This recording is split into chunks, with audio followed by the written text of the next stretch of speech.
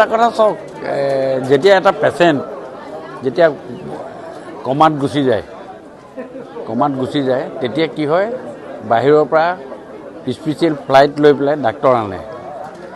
আজিৰ ডেটত কংগ্ৰেছ সঁচাকৈ আজিৰ ডেটত পলিটিকেলি এটা ভেণ্টিলেটৰত আছে, এটা কমা পেচেণ্ট, আৰু তাক উদ্ধাৰ কৰিবৰ কাৰণে স্পেচিয়েল ডাক্তৰ আহিছে প্ৰিয়ংকা গান্ধী।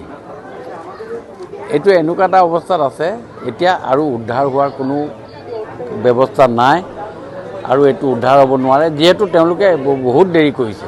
তেওঁলোকৰ দুটা ষ্ট্ৰোক মাৰিলে ডাঙৰ। প্ৰথম ষ্ট্ৰোকটো মাৰিলে মানুহজনৰ, পেচেণ্টজনৰ ডাঙৰ ষ্ট্ৰোক মাৰিলে। এটা হ'ল গৌৰৱ গগৈ পাকিস্তান যাত্ৰাটো, আৰু 2 নম্বৰ ষ্ট্ৰোকটো আকৌ ৰেপিডেডলি মাৰি দিলে আমাৰ ভূপেন বৰা কংগ্ৰেছ দল ত্যাগ কৰা।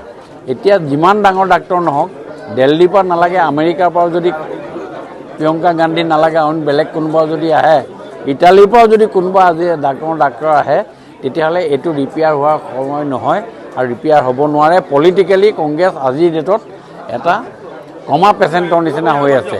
আৰু মই এটা কথা আপোনালোকক কৈছোঁ, মই তেওঁলোকক আজি মোৰ 20 বছৰৰ এক্সপিৰিয়েঞ্চ মই তেওঁলোকৰ আগত বক্তব্য ৰাখিব কৈছোঁ যে আপোনালোকে খুব ট্ৰাই কৰক, 26ৰ কথা পাহৰি যাওক, 31ত পাৰিলে ভাল এজন leader of the opposition party বনাবৰ কাৰণে আপোনালোকে চেষ্টা কৰক। কাৰণ 26ত তেওঁলোকে LOP হ'ব নোৱাৰে, কাৰণ 26ত তেওঁলোকে 25-26টা ছিট তেওঁলোকে অকলে, 21টা ছিট তেওঁলোকে অকলে নাপায়।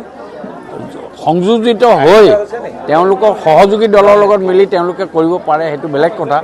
কিন্তু LOP হ'ব নোৱাৰে। LOP হ'বলৈ হ'লে, LOPৰ মৰ্যাদা পাবলৈ হ'লে তেওঁলোকে 21টা ছিট পাব লাগিব। আৰু মই যিটো লিখি শুনি দেখি বুজিছোঁ যে তেওঁলোকে 21টা ছিট পাব নোৱাৰে কংগ্ৰেছে অকলে। আৰু সেইকাৰণে মই কৈছোঁ যে আপোনালোকে ট্ৰাই কৰক, ব্যৱস্থা লওক, যাতে আগন্তুক দিনত তেওঁলোকে 31 চনত ভাল এজন LOP কৰিব পাৰে।